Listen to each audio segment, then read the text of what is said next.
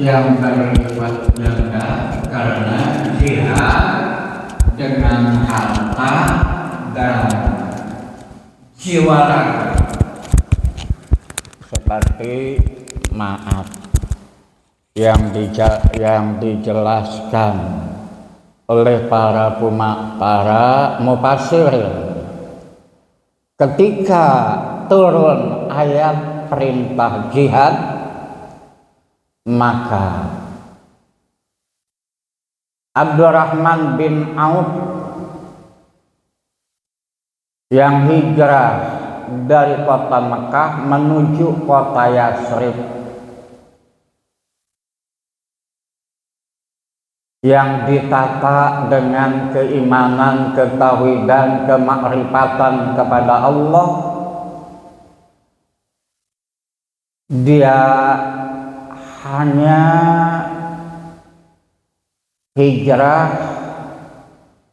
lillahi wa rasulihi. Kenapa? Karena di Mekah sulit untuk menegakkan, memperjuangkan kalimat la ilaha illallah Muhammadur Rasulullah.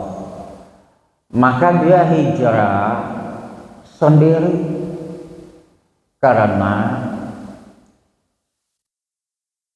tidak boleh sama musyrikin Quraisy. Kanjeng Nabi saja keluar di malam Senin sudah ditingkar tempat tinggalnya yang sekarang itu disebut itu di dalam Al-Quran Maulid Nabi, tempat kelahiran Kanjeng Nabi Muhammad Sallallahu Alaihi Wasallam. Rumahnya Siti Aminah tinggal di situ. Nah, itu keluar di tengah malam. Kenapa? Jangan sampai Muhammad itu keluar tidak ketahuan. Akhirnya sampai bersembunyi di gua, berdua dengan sahabatnya yang paling tua bernama Abu Bakar. Maka terdengar telapak kakinya pada lari mencari. Abu Bakar gelisah, khawatir bencana menimpa Rasulullah Sallallahu Alaihi Wasallam. Kalau bencana menimpa Rasulullah bukan khawatir kepada dirinya, bahaya. Ketauhidan, keyakinan, kemakrifatan kepada Allah ini akan putus. Sebaliknya, Nabi Muhammad bukan khawatir kepada dirinya. Ada kekhawatiran, tapi itu lebih khawatir kepada sahabatnya yang sudah tua. Enggak tua-tua banget, hampir sebaya. Cuman ada perbedaan mungkin beberapa tahun gitu ya. Nah, itu akhirnya keluar ucapan dari sabda Rasulullah, la takhaf wala tahzan innallaha ma'ana. Jangan kau takut, jangan khawatir, jangan bersedih, bahwa sesungguhnya Allah menyertai kita. asal segala amaliyah, baik ucapan, perbuatan, akhlak, perilaku, tata krama, itu hanya menjalankan ketaatan kepada undang-undang Allah yang telah diwahyukan kepada utusannya Nabi pilihan, Nabi akhir zaman. Tiada nabi lagi setelah Nabi Muhammad sallallahu alaihi wasallam. La nabiyya ba'dah, tiada nabi setelah Nabi Muhammad. Ya. Tidak akan ada yang mendapat wahyu Al-Quran bentuk apapun setelah Kanjeng Rasulullah sallallahu alaihi wasallam. Makanya aneh bin ajaib kalau ada yang mendapat wahyu di Bogor, di India, di mana itu udah nggak mungkin gitu ya. Nah. Kenapa? Udah lengkap ya. Wahyu dan yang diwahyukan Allah kepada Nabi akhir zaman. Makanya di akhir zaman ini hati-hati ketauhidan, kemakrifatan yang semuanya jihad ngakunya dakwah. Kalau sudah lepas dari wa'budullaha wa la tusyriku bihi syai'an, ini bahaya. Kalau udah lepas dari firman Allah, ya ayyuhan nasu budullaha, ya ayyuhan nasu taqu rabbakumul ladzi khalaqakum min nafsin wahidatin wa khalaqa minha zawjaha. Ini banyak ayat-ayat ya yang menjadi tuntunan bagi umat Nabi Muhammad yang mengaku umat Nabi Muhammad dan diingin diaku sebagai umatnya. Bahkan di dalam Baqarah Allah berfirman,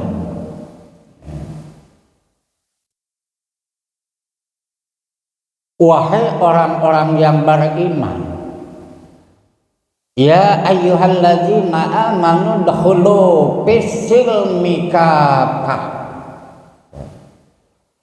Wahai orang-orang yang beriman, masuklah kalian semua kepada ajaran Islam, undang-undang yang diturunkan, diwahyukan Allah kepada utusannya Nabi akhir zaman.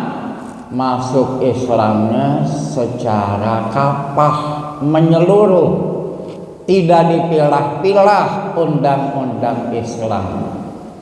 Maka maaf ya, pernah terjadi ya, itu banyak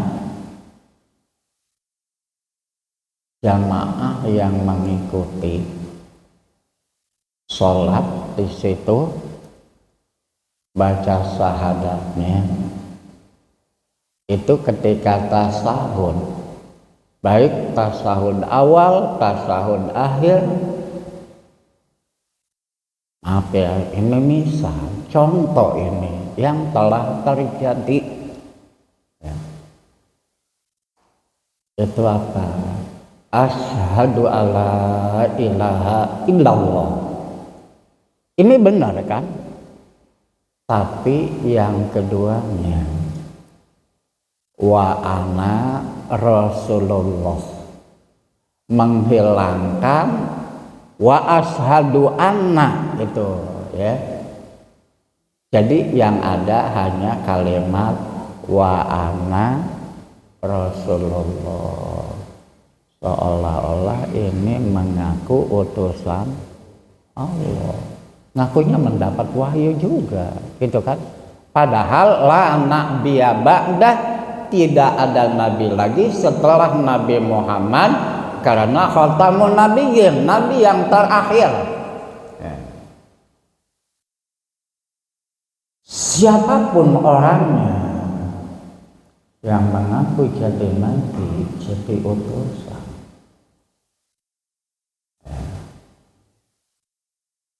merubah kalimat tauhid, kalimat dua, kalimat syahadat, merubah kalimat la ilaha illallah. Makanya minggu kemarin itu Rasulullah bertanya kepada Mikdad, kalau jihad mengikuti hawa nafsu karena ghanimah, padahal ucapannya kalimat asyhadu alla ilaha illallah wa asyhadu anna muhammadar rasulullah.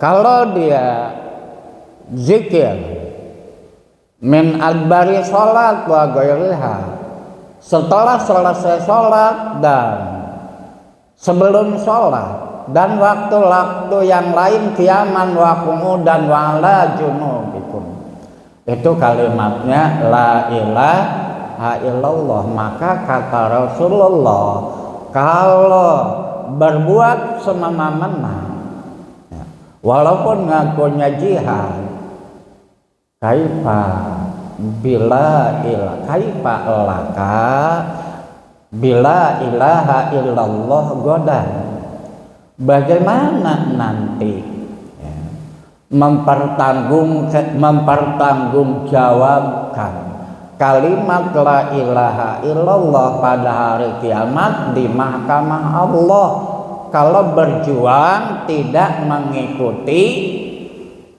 undang-undang Allah, tidak mengikuti keteladanan kepemimpinan Kanjeng Nabi Muhammad sallallahu alaihi wasallam.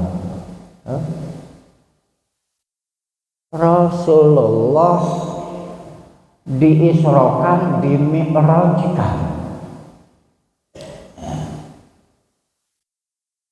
Isra perjalanan, dijemput oleh malaikat Jibril membawa buruk,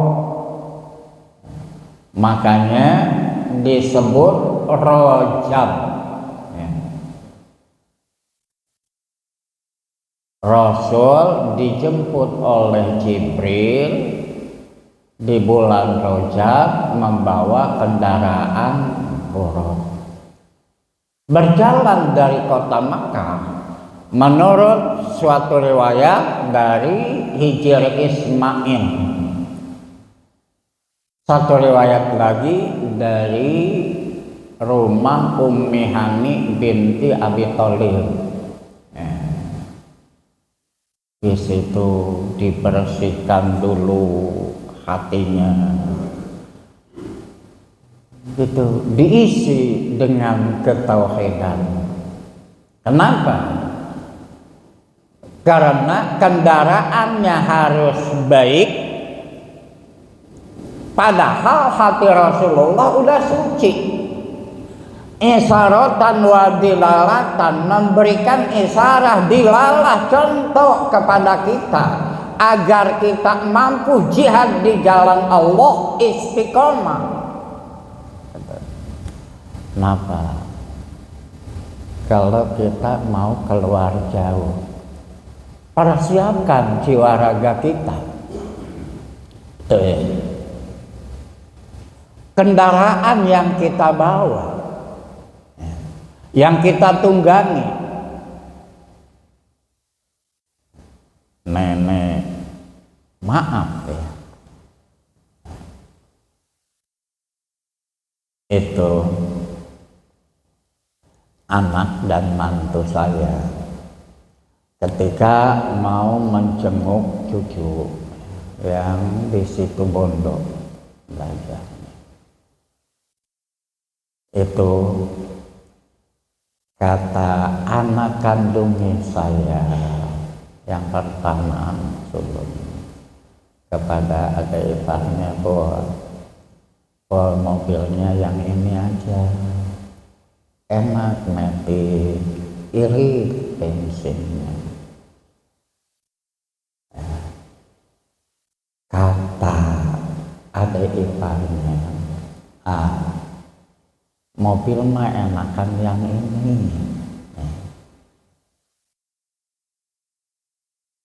Satu masih baru, keduanya manual, padahal cc-nya beda. Yang ini cuma 1.200, yang diinginkan oleh kakak ipar, adik iparnya, kata anak saya ini aja. Keputusannya berdua ada dari abah. Ya udah, kalau gitu abah enggak memilih yang mana, udah pakai yang ini ya. Yang diinginkan sama adik iparmu memang benar ya. Tuh. Mesinnya masih baru. Nah, tapi tetap aja dirimu berdua yang akan bergantian memegang setir, siapkan, karena ini perjalanan jauh.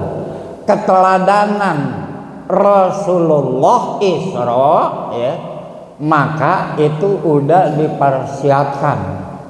Melihat tantangan dan rintangan membentang di hadapannya, tetap Rasulullah istiqomah. Gitu. Kenapa? Ini perjalanan yang diperintahkan oleh Allah, dijemput oleh utusan Allah bernama malaikat Jibril. Maka kita setelah mempersiapkan diri, jiwa raga kita, maka mobilnya pun servis dulu, gitu kan. Kemudian olinya sesuai standar. Untuk apa? Supaya di jalan istiqomah. Memang di tempat ibadah nggak bisa istiqomah, di rumah nggak bisa istiqomah, cuman ucapan aja kita harus istiqomah. Apalagi di jalan, waduh macet, ada apa ini? Gelisah enggak? Kalau gelisah istiqomah enggak? Gitu kan? Nah ini yang namanya istiqomah, dipersiapkan jiwa raga kita dan kendaraannya, jangan sampai ada kendala mogok di jalan. Tuh. Gitu kan? Nah kita berjuang menjalankan perintah Allah. Fadallallahul mujahidina alal qa'idin ya. Mujahidina bi amwalihim wa anfusihim alal qa'idina darajah. Tuh. Allah memberikan balasan yang amat sempurna bagi orang-orang yang jihad ya, di jalan Allah dengan jiwa mereka dan harta mereka. Tempatnya yang Allah bedakan. Itu. Kenapa? Karena benar-benar sudah bersiap menjalankan perintah Allah. Maka itu setelah dimi'rajkan menghadap kepada Allah, apa yang diucapkan oleh Rasulullah. At-tahiyyatul mubarakatul shalawatul thayyibatul lillah. Itu semua kebaikan, keselamatan, kebarokahan ya, hanya milik Allah.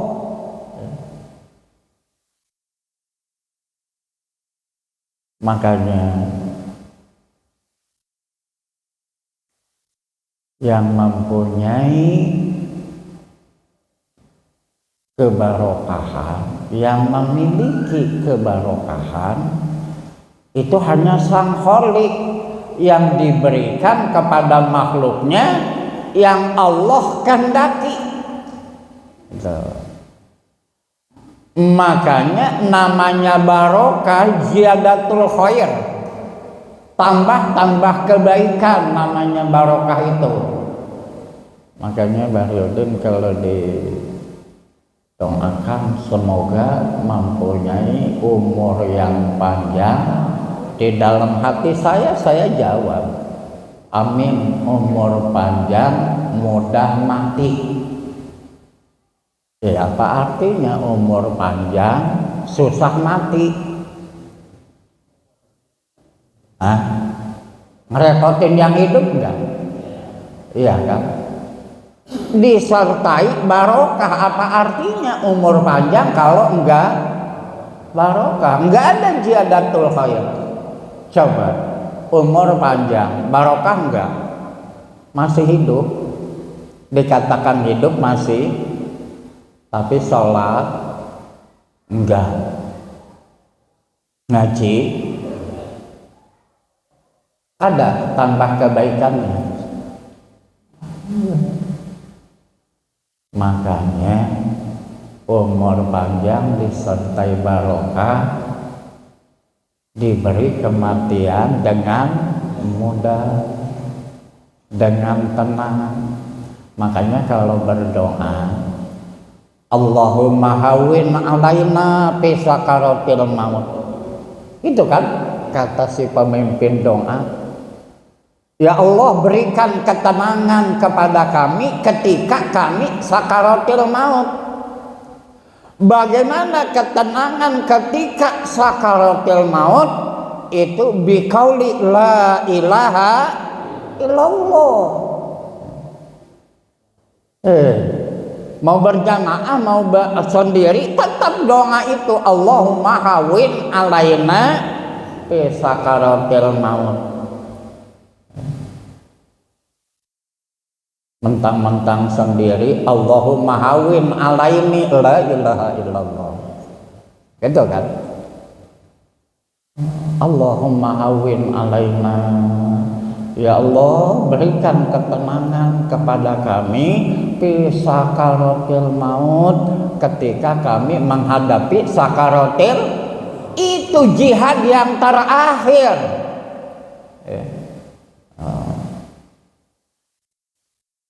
Ketenangan itu supaya mampu mengucapkan kalimat la ilaha yang kita perjuangkan di masa muda, di masa gagah,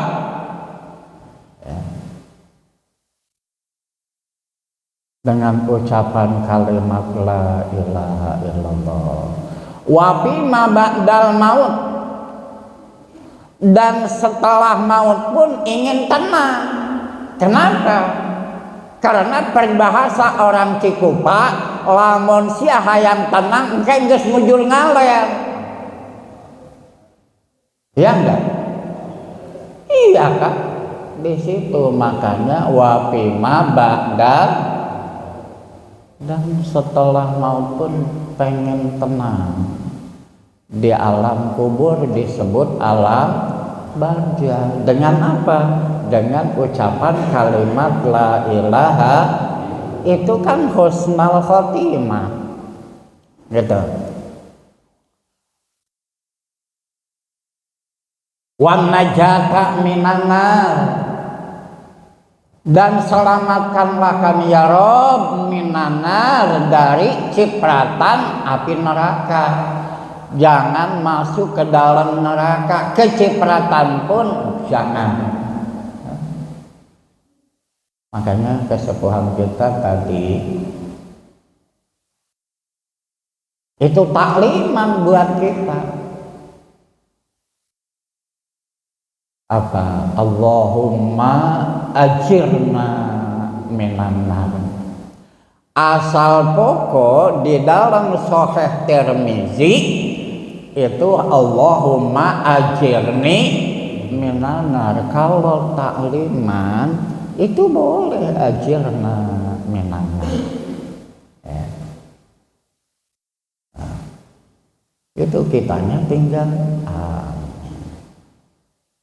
jadi angkat kedua belah tangan. Kenapa? Neraka ini berdoa juga.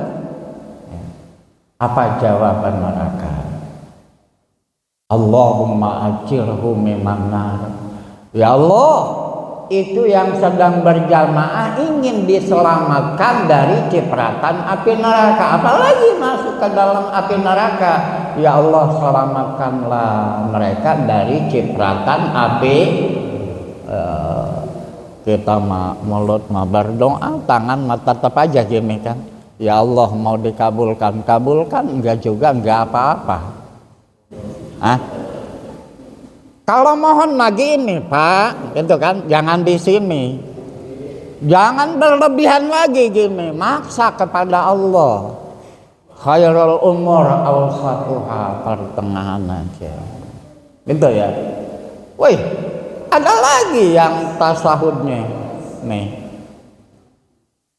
Jumat kemarin ada yang cerita kepada saya, satu masjid Jumatnya di Al-Ikhlas, ya, masjid kebanggaan warga Kelurahan Sukamulya Al-Ikhlas itu ya. Nah, kenapa merumuskan namanya itu? Ketika itu almarhum yang punya wakaf dari keturunannya Tua Bajindo, Haji Marta, ada Kesepuhan Mansama, ada Makilas. Ini masing-masing namanya ini itu ada almarhum orang yang sekarang tinggalnya Cikupa, itu desanya Cikupa gitu. Kalau kampung Cikupanya itu di tempat saya gitu. Jadinya Sukamulya kampung, orang nggak tahu mah ini desa apa, ini desa Sukamulya kampung Suka Allah, itu apa Mekaran gitu kan. Gitu. Nah itu yang keluar itu almarhum yang nama yang dari dia Al-Ikhlas saja, akhirnya dikocok keluarnya itu Al-Ikhlas. Makanya jadi kebanggaan. Ini semuanya udah almarhum, semoga mendapat ampunan Allah Subhanahu wa Ta'ala. Baji, kenapa? Di samping saya, sebelah kiri saya, itu ketika asyhadu alla ilaha illallah, saya kaget telunjuknya ke atas dulu gini, baru ke sini. Kenapa? Waduh, atuh kaget lah saya baru ketemu ini. Makanya macam-macam deh ya. Padahal Rasulullah enggak gitu. At-tahiyyatul mubarakatuh sholawatu thayyibatul lillah. Dijawab oleh Allah. Assalamu alayka ayyuhan nabi wa rahmatullahi wa barakatuh. Rasulullah mohon kepada Allah, salam sejahtera bagimu wahai Nabi. Itu kan jawaban Allah. Apa Rasulullah mohon? Assalamu alaina wa ala ibadillahis sholihin, kan gitu. Asyhadu alla ilaha illallah wa asyhadu anna Muhammadan Rasulullah. Jangan dirubah asyhadu alla ilaha illallah wa ana. Nah, aku bersaksi tiada Tuhan selain Allah. Dihilangkan wa asyhadu anna Rasulullah. Aku ini utusan. Ma'udzu. Aku utusan Allah mendapat wahyu. Makanya maaflah kalau menurut keterangan mazhab Syafi'i, asyhadu alla ilaha illallah ya, wa asyhadu anna Muhammadar Rasulullah. Tunjukkan ini kalau udah tegak la ilaha illallah, jangan sampai diangkat baru gitu ya. Tapi kalau menurut mazhab Hanafiyah boleh asyhadu alla ilaha illallah wa asyhadu anna Muhammadar Rasulullah gini. Tapi maaf, enggak ikut numpang keren. Cuman saya mendengarkan itu waktu ngaji di almarhum almarhumlah Abah Haji ya Buya Ciromo Ciromo. Jangan cari penyakit. Kita sedang gini, ada anak kucing di hadapan kita, itu nanti ditangkap telunjuk kita, digigit, penyakit enggak? Lagi itu aja lah ya. Jangan jadi penyakit.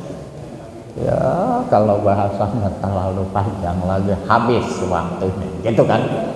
Nah, itu.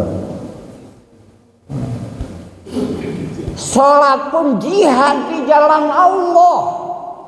Makanya udkhulu fi silmi kafah wala tattabi'u khutuwatis syaitan. Bentuk apapun jihad kita, ucapan kita, perilaku kita, akwaliyah kita, af'aliyah kita, akhlak kita, maka harus mengikuti undang-undang Allah dan qudwatun hasanah, uswatun hasanah. Kenapa? Jelas kata Allah, liman kana yarjullaha wal yaumal akhir. Apabila ingin mendapat rahmat dan ridho Allah, ampunan Allah, maka ikutilah siapa? Uswatun hasanah, contoh keteladanan yang baik, pemimpin yang baik di bidang apapun. Nah, itu bagi orang-orang yang mengharapkan rahmat Allah. Di mana? Pada hari kiamat. Kenapa? Wala tattabi'u khutuwatis syaiton. Jadi ketika jihad, ketika berjuang itu jangan mengikuti langkah-langkah setan. Nih, jangan mengikuti langkah-langkah setan. Innahu lakum aduwwum mubin, karena bahwa sesungguhnya setan itu musuh bagi kalian semua. Setan itu musuh bagi kita ya.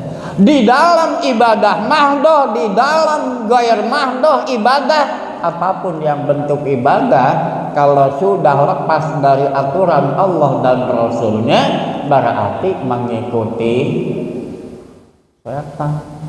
Udah jelas-jelas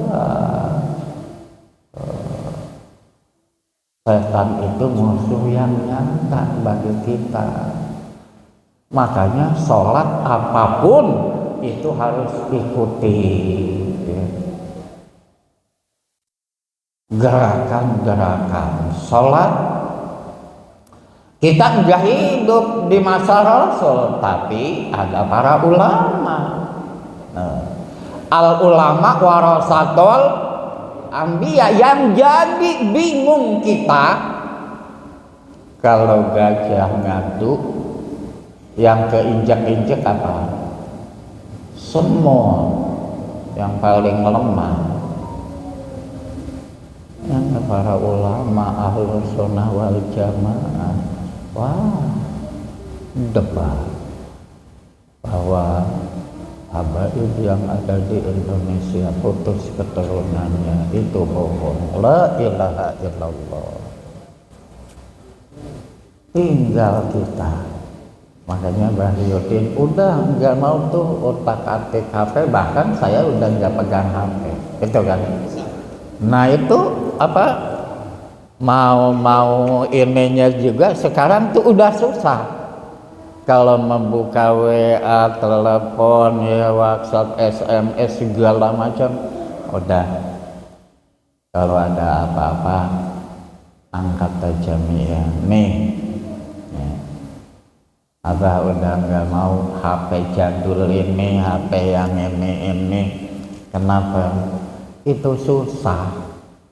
Kalau lagi ngeriung, kalau lagi ngaji, baru ini udah ada yang SMS, yang WA ini. Mau bagaimana jawabnya? Kalau kurang hati-hati, bukan so suci, bisa jadi bohong. Ya. Undangan ada 2-3, ini 1 baru naik. Iya, ini lagi di jalan. Oh, ini yang kedua, gitu lagi. La ilaha illallah. Nah, kenapa? Saya pernah undangan walimatul arus bebulak sini, almarhum almarhumah Haji Saadi ke rumah sama istrinya.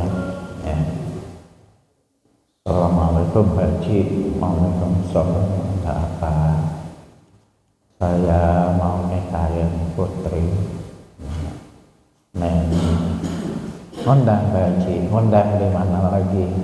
Itu ngundang di Cepot. Oh, Ihsanuddin di Cepot. Padahal namanya bagus itu Ihsanuddin.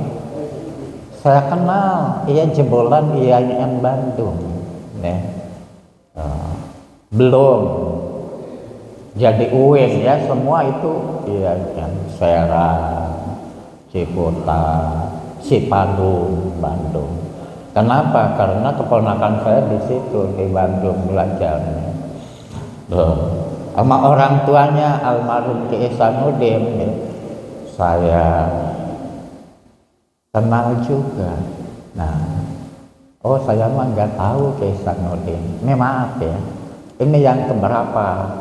Katanya mah yang kedua, paling lambat jam 10 gitu ya. Udah mulai, begitu mulai, nggak tahu itu alasannya gimana. Jam 8, jam 9 saya udah naik ke mimbar. Kan 1 jam tuh kalau 10 jam 10 datang. Pada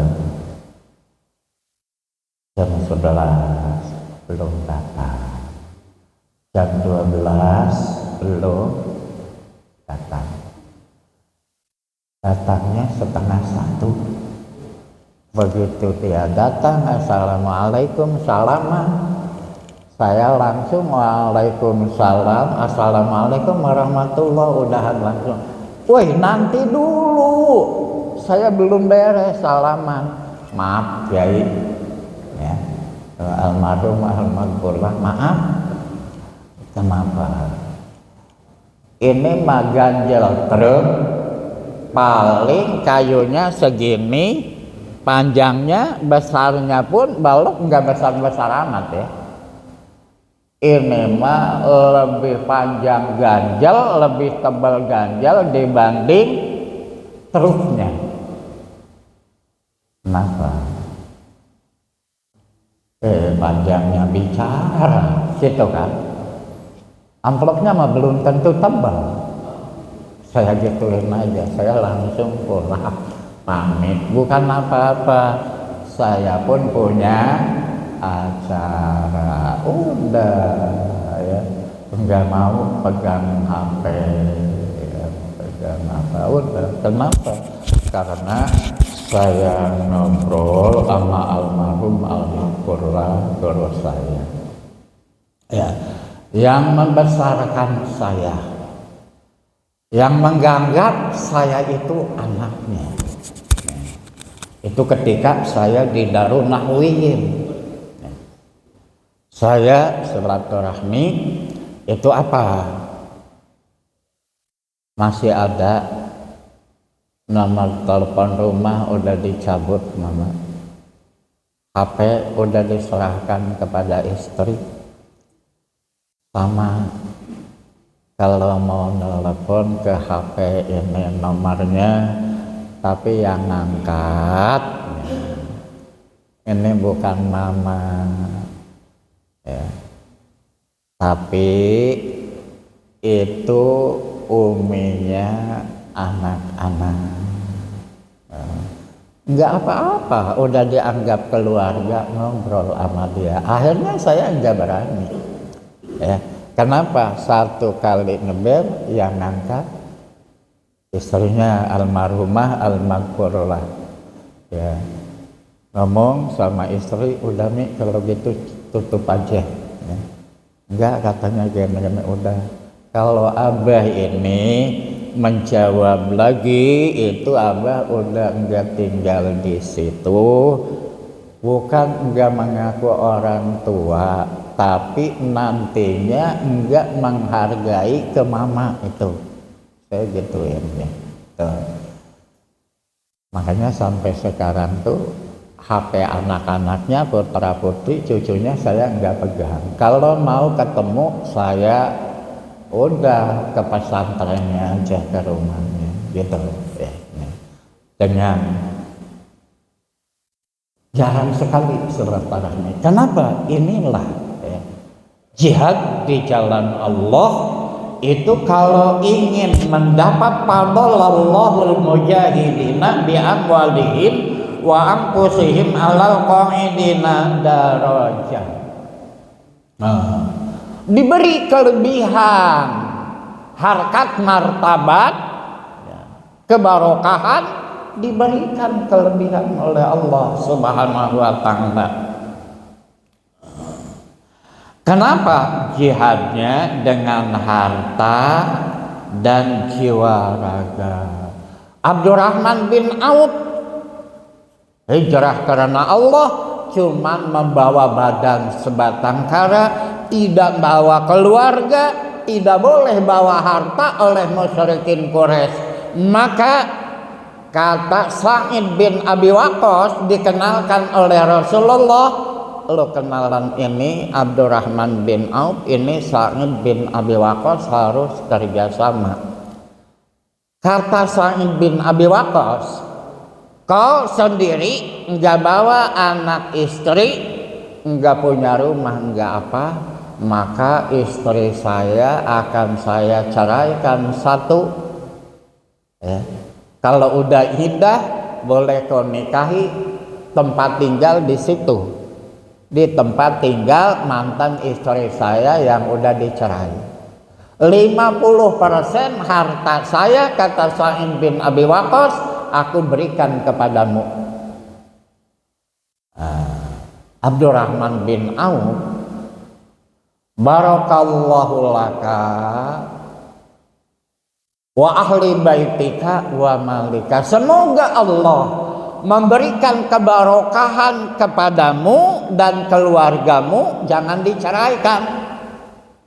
Dan harta bendamu, aku mah antarkan aja ke pasar. Di mana pasar? Tunjukkan pasar di antara dikuasai Yahudi Nasrani.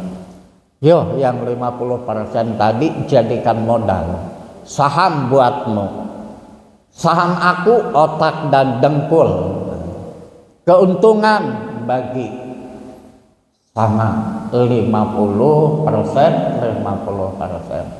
Begitu dijalankan, maka makin kaya Abdurrahman bin Auf. Begitu ada perintah jihad bi amwalihim wa anfusihim, Abdurrahman bin Auf menginfakkan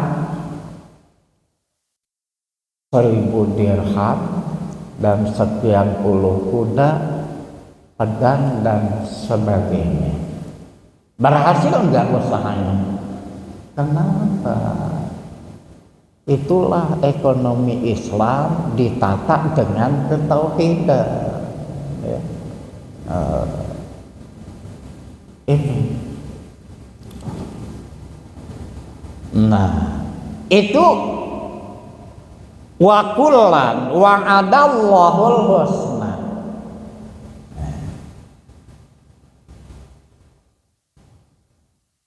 Makanya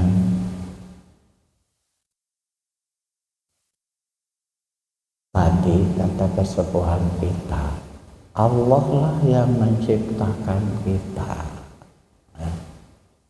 Walikul bari'ul musawwiru, gitu kan? Surat Al-Hasyr itu yang terakhir. Walahul asmaul husna.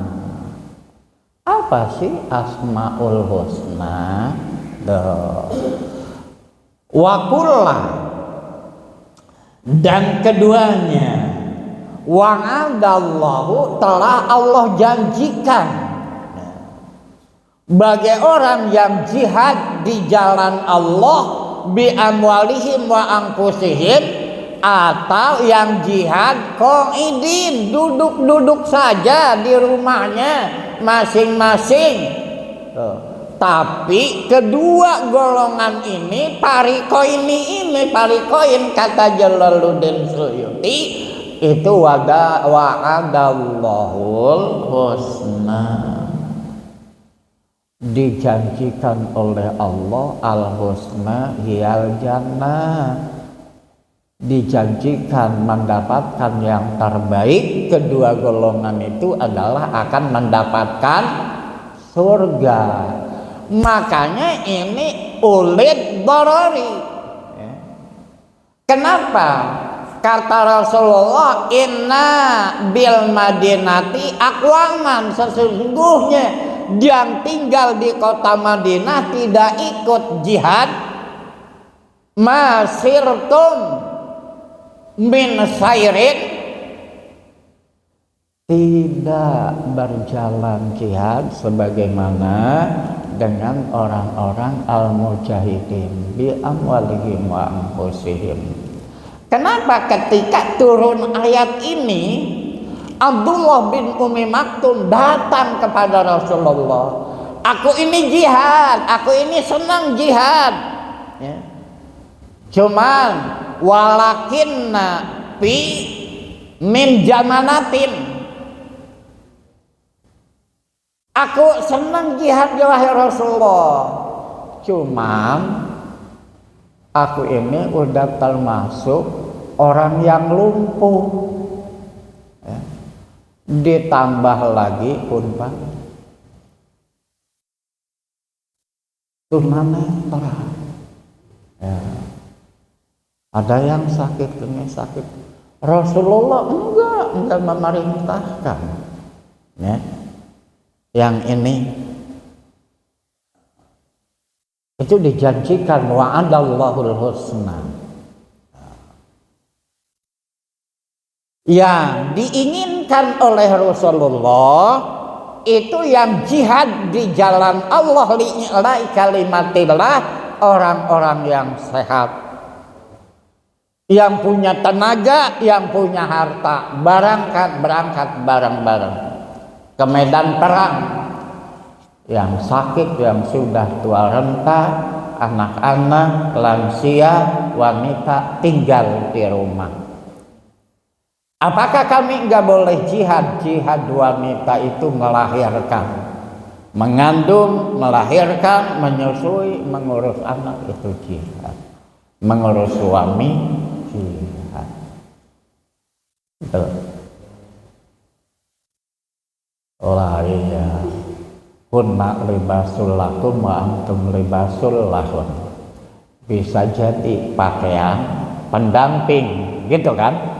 Kalau pakaian saling menutupi, kalau pendamping tidurnya nggak misah. Ya, kenapa?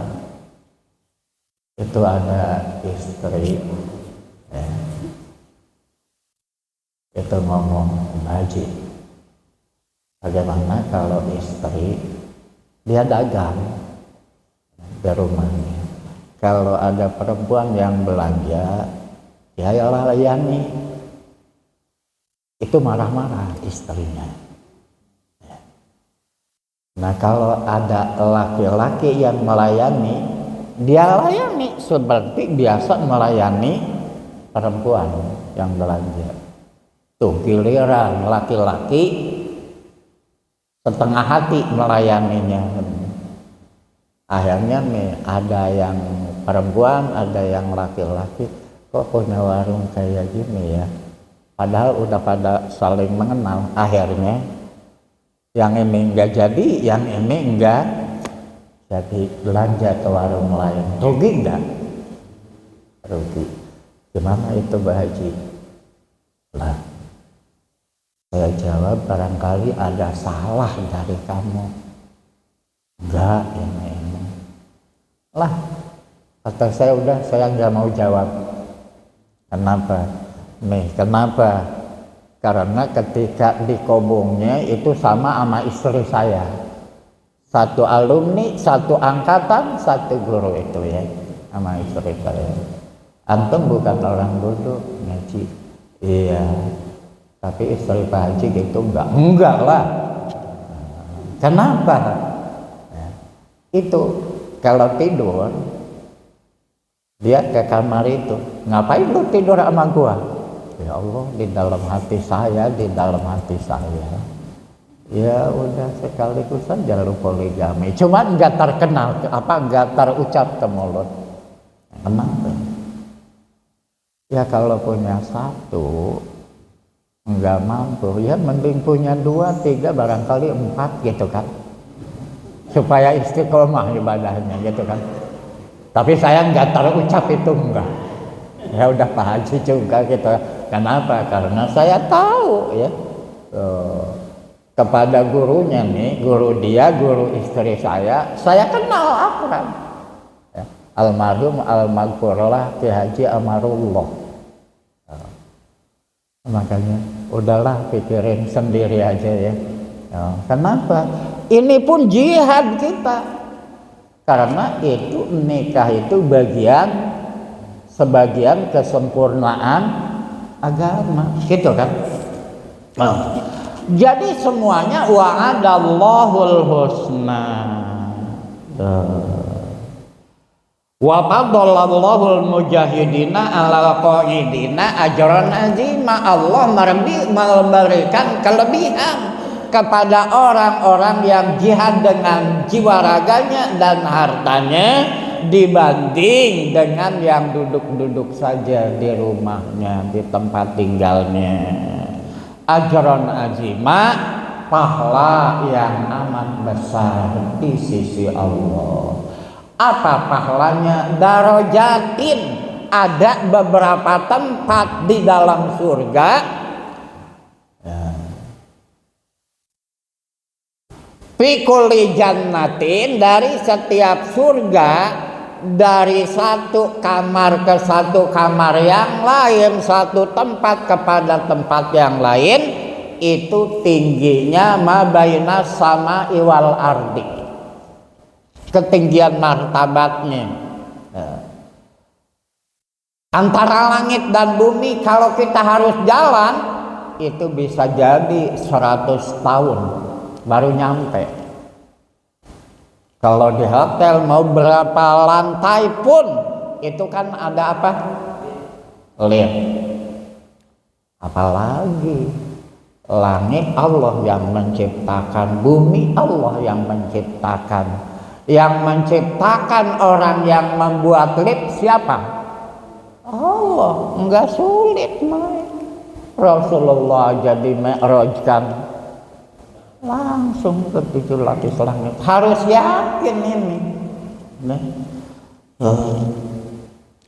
Bukan hanya darajati minhu, derajat daripadanya, dari Allah, wa magfiratan, pengampunan, wa rahmatan, dan rahmat. Wa kanallahu ghafurur rahima. Bukti Allah itu maha pengampun lagi maha penyayang. Tuh berarti punten dijelaskan jihad di sini itu bukan fardu ain, tetapi fardu kifayah. Kayak nyolatkan jenazah, fardu kifayah kan? Kalau sholat 5 waktu fardu ain, mempunyai hak nafsi. Ya. Mau berdiri, nggak bisa berdiri, boleh duduk. Nggak duduk, bisa berbaring. Nggak bisa berbaring, selentang. Udah susah menggerakkan tangannya, ngedip. Takbirnya ngedip, rukunya ngedip, i'tidalnya ngedip. Gitu kan? Itu kalau fardu ain. Supaya apa? Supaya kematian ada di jalan yang diridhoi Allah. Maka udah enggak ngedip, udah sholatkan. Karena kalau udah ngedip itu enggak ngedip, udah bukan koma lagi, itu udah titik, udah datang kematian. Gitu ya. Jadi punten enggak saya bisa simpulkan bahas semua karena waktu juga.